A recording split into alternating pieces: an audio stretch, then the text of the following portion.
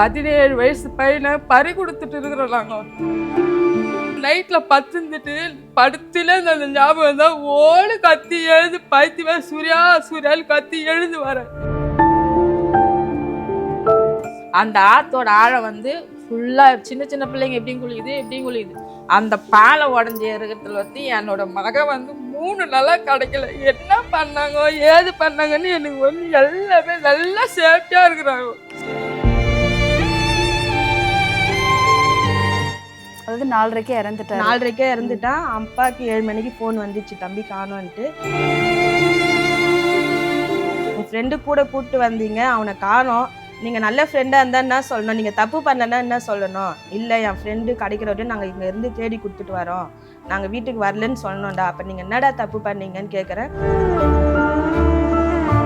அந்த பசங்களெல்லாம் தெத்தினே இருக்கிறாங்க. ஏதோன்னு இவனைனா காமினா என் தம்பி இந்த மாதிரி போயிட்டான், ஏதோன்னு இருந்தா காமிடான்னு அழுவுறா. அந்த பசங்க நான் தெரியாத காமிச்சது தான் இது.